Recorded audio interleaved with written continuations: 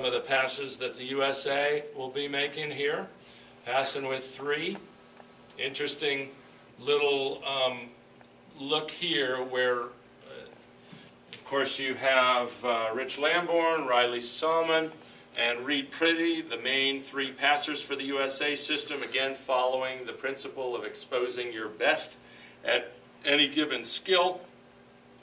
And sometimes in the next few clips here we'll see an interesting shot where Reed is trying to give him one look and then jumps back to more closely to where he expects the ball to go. So he's standing there and then moves out of the way. That's all something that the passers have talked about beforehand. And even on this one, Reed starts way over by the sideline, and maybe he's just trying to see the server. You got a little bit of a screen going there too, and then jumps back into position.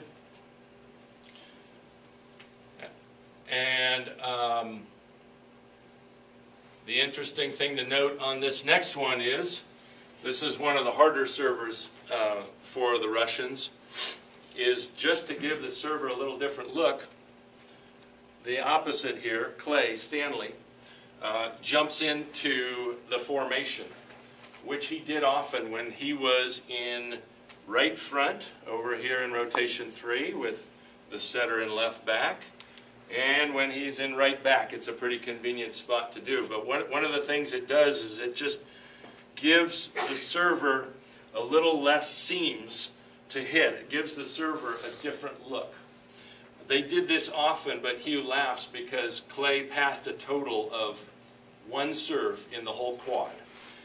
Servers could never get it over to him, but he took up just enough space to change things up a little and get the servers just a little out of their comfort zone, especially if their tactic was to maybe hit the front row offensive player, or maybe, as is becoming more prevalent, maybe you hit the backcourt offensive player, because if you pull Reed Priddy up a little closer to the net, now he's not going to be as effective of a big hitter, and now we reduced it down to 3 hitters against 3 blockers. So again, if there's less space and they can pinch a little, it makes the job for the server that much harder. And there he's trying to hit a seam and hits it into the net. Okay. Some things that we talk about in responsibilities when we're using, and of course you all have to make the decision. Am I going to pass with the W or the smile 5 or the 4 or the 3 or the 2? Who knows what it'll come to, but the standard 3-passer system that we use, in our gym anyway, we have some designated responsibilities. And these are the responsibilities we normally delegate when the server is in zone 1 here, or the server is in zone 6, is because generally our setter is standing over here, and these players have to take the ball from their left and get it to their right. It's a little easier for them to reach left. So a ball that's in the exact seam here will be taken by the player who gets to reach left. It's a little easier of an angle to make to reach left and then take the ball to the right here. Some of you might have heard the cute term that left is right and right is wrong. I try not to use that in our gym, even though I'm talking about it, that if somebody is in a direct seam here, then we prefer a player reaching left from these 2 serving zones. The reason I don't say something is wrong in our gym, and don't advise you to either, is just because if you say something's wrong, are people going to do it? No. I think Nev's seen that a few times where players have been told, okay, right is wrong. So the ball is 1 foot over here, and I let it go because that's the wrong thing to do, to reach to my right. And that's violating the principle of keeping the ball in the air. That's what you do in a volleyball game. So we want to be good in lots of different places as passers. We want to be able to take a ball out here. We want to take a ball out here. But in this case, and I'll get to your question in a minute, the exact seam in a situation where all three of these passers are equal, that exact seam this player is going to take and reach left to make that pass. Now, it might change because if we have Stacy Sikora, who's a very strong libero, and Logan Tom, in these two spots, maybe they're taking 40%, and maybe our other front row outside's taking 20%. So maybe they change the seams at that point. But this is a starting point, and they work from that. Question? Yeah, I was just going to say, would you, like, if you had the libero in the middle, would you change them to take maybe both seams, or also if we'll do that for sure. If the libero is in the middle, maybe that bro will take both seams. It depends on all kinds of things, and it depends on the server and the history of the server and where that server likes to serve. Also, if the server was, so you have the server on that side, if the server switched sides, would you then say seam? Like that? Yeah, seam right. There we go. So we actually change our base, our fundamental responsibilities. And again, I talked about it up front. Just because I say something doesn't mean it's right only because I said it or only because we do it. It has to follow your principles, and this is what we do, and if it makes sense, maybe it's something you embrace too, but I'm not telling you what you should do, I'm telling you what we do and why it makes sense. Now when the server is over here in 5, we change our base responsibility, all things being exactly equal, and that is because now this player, it's actually easier, especially for this player, and servers often go down this line, to reach a little right to make an angle to go to put the ball on the spot of where our setter ideally would like to take it. But again, those can change based on where the libero is. Maybe if the libero is here, she's taking this seam and this seam, or he, depending on what team you're talking about. But this is what we work from to start, and then you can adjust accordingly. And, you know, again, that's exposing our 3 best, who are clearly better than the other 2 on the court. Obviously, the middle and the opposite would be the other 2 that we'd be worried about. So what is state of the art in the future? I have no idea. It could be one-person serve receive if you really got somebody good. Who knows? Might be fun to see that sometime. I've never seen it indoors. I've seen it on the beach, but not indoors. And it's worked all right, but that's only when somebody's cramping and that's what you're left with, or somebody's hurt. So, in my opinion, being a team that receives serve well takes 3 things. It takes a pretty decent system. We've already talked about that, whether you're going to use 2 or 3 or 4 or 5 or 1, or 0 is all you need if you're playing against USC and they're serving out 22 times. You also need players who are pretty good mechanically at this skill. But I think the one thing that you also need is the ability to see and read the game. A critical skill, and I think the best passers in the world see the right things off the server's hand and the hand in relation to the ball much more clearly and quickly than the average passer. We have some passers in our gym, high-level college players who, at least when they first got there, one of them told me, you know, Karch, I don't have a sense of what the ball is doing or where it's going until it's crossing the net. That's a tough way to make a living as a passer if I have no idea what's happening until the ball is crossing the net. I've got to have, I think, 70, 75, 80% of my work done by the time the ball gets to the net. And the only way I'm going to do that is by seeing the right things. That's the critical 3rd component, is reading, seeing the game. Right, so we call it, in our gym anyway, the premier skill in the game. And another way of defining reading, in my mind, is seeing and recognizing patterns. It could be a pattern of a hitter dropping a shoulder. If I'm hitting against all of you, and I'm hitting over on my right sideline, hitting a back set of some sort, a 5, a red, a D, and I drop my shoulder, that's a pattern. What does that tell you about where the ball might go. Am I more likely to hit it cross court, or am I more likely to hit it down the line? I hear a line, a line, a line. Exactly. Many hitters are greatly patterned that the more they do this, the more the ball is going to go that way. That's a simple pattern that every player on the volleyball court should know well. That's a reading pattern. And in my mind, I felt that that was one of my competitive advantages, is that I had a very strong ability to read the game. I call it my visual encyclopedia. It's like I have all these patterns in here that have come from years and years of playing volleyball.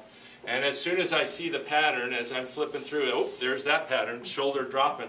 All of a sudden, that pattern tells me the probability is much greater that something's going to happen. It's not for sure, but every 1/10 of a second that goes by that I see increasing signs of this pattern gives me increasing odds that this play is going to happen, which gives me an increasing ability to put myself in the right spot. Critical stuff for a volleyball player. Where did I, let's see. Okay, there was a kind of a meta-analysis that came out a few years ago that was interesting to me, called Perceptual Expertise in Sport. They took a look at all these studies of elite athletes compared to non-elite athletes and how they perceive, how they see the game. And they came up, first of all, with some things that we think are happening with elite athletes that actually aren't. One of the things that does not happen is that, generally speaking, elite athletes don't have greatly superior visual systems. It's not like they've got 20/10 vision or just crazy peripheral vision, those kinds of things. They see, their eyes work not much better than the average athlete. Maybe on average about the same. They don't have an advantage there. Another myth is that some of these perceptual skills don't transfer across sports. Actually, they do a little, and so I think of it myself as having an advantage when I grew up. We see it less and less these days, unfortunately, but I played multiple sports. I played soccer and baseball and tennis and some swimming, and so some of the patterns that I learned to see on the soccer field will serve me as I'm trying to see patterns with multiple athletes across the net on the volleyball court. And another myth is that these skills cannot be improved with practice or instruction. Actually, they can. Of course, everything we do on the volleyball court is learned, so of course I can improve it. I can learn to be better. Some of the things that they did find are, I guess the realities are that they recognize and recall, experts do, structured patterns. It was interesting to me because I guess when I came into UCLA, well, I'll back up a second. So if you take a grandmaster chess competitor, chess player, and you show him or her a board and then take it away, if it's not two newbies playing where they have no clue what they're doing, but it's an actual two pretty good chess players, this grandmaster will have a much greater chance of being able to replicate all the positions on the board if you ask him to, just after a quick flash, because it's a pattern that they've seen before. The unstructured patterns, they're no better at than the non-elite. Same with elite soccer players. If you show them a few seconds of a contest on film or live and then you freeze it and ask them to draw the players in the proper positions, they'll be much better than the non-elite athlete in doing that. So at UCLA, my freshman year, our tradition then, because UCLA was winning a whole lot then in men's volleyball, was that we would get together for a film session sometime during the first week of school to analyze what went wrong or what went right the previous season. The previous season, UCLA lost to Pepperdine in the 5th and final set or game of the match in the NCAA finals. And so our coach, Al Skates, one of the all-time greats, said, okay boys, we're going to watch this match and we're going to learn from it and we're not going to let it happen this year. And so there was a critical play at UCLA is winning 13-12 in the 5th game. And all the guys, I was a freshman, so I wasn't there, didn't get to see it, but all the guys who were there said, Karch, wait till you see this play. We got robbed. We got reamed. Because at that time, you couldn't lift the ball like you can now and just throw it up any which way. And so UCLA serves the ball. The Pepperdine outside hitter hits the ball. UCLA stuffs it. And somebody for Pepperdine is under there and gets the ball up in the air somehow. That's when the Bruins thought, we got robbed. That was clearly a lift. But what happened was, there's this bing-bing play, possible lift. It goes right to somebody else who hits it up. And there's another player over here who jumps and hits the ball down while the Bruins are still complaining about what happened on the first contact. So I said, did you guys know, I'm just a little freshman, but I piped up anyway, and I said, did you guys notice anything else weird about that play? And they said, no, there's a lift, and they put the ball down. And so I said, all right, play it back. They played it back, they still didn't notice. I said, did you notice who hit the ball? They said, oh, it was the setter. I said, did you know whether he was front row or back row? Turns out he was back row, but he was standing on the 4-foot line. And that's something that you have to know. So there was a pattern that I saw, and immediately the winnable argument, they had no idea had happened. That argument you will win every time. You'll never win the lift call argument. No referee's ever going to reverse that call once they've made it. One of our assistant coaches was so livid he didn't talk for about 4 days after that he didn't see that as it happened, because they could have won that argument. Now they're up 14-12, and who knows? Maybe it's a title, maybe it's not, but they never got another point in that match. Recalling patterns. With the elite athletes, of course, use advanced visual cues, and they look at the right things a lot. So if you have lots of players out there, the more beginner or average athlete is watching the ball a lot.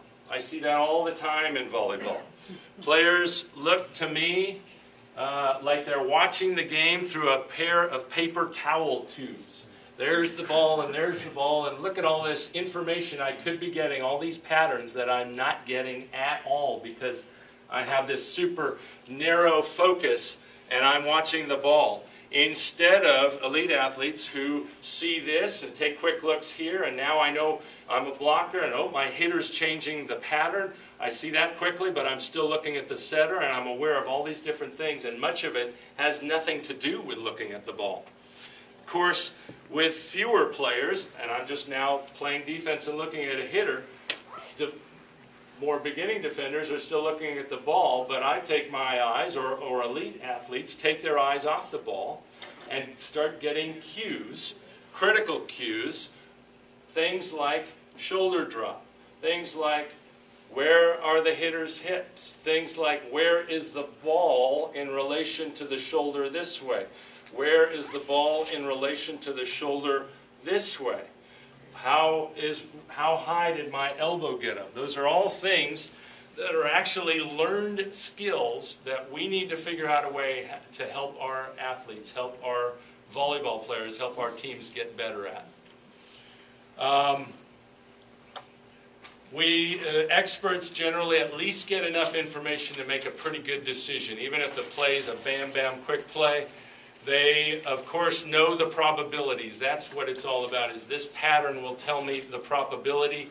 Another critical thing is that elite athletes, when things get really excited, it's a gold medal match, it's an NCAA title match, they are less affected by emotional state. Their perceptual skills stay strong. And that's another reason why we want to develop good perceptual skills for our athletes, is when it gets pressure-filled, if they're better readers of the game, then they start from a higher baseline and they'll be better for your team in that big match.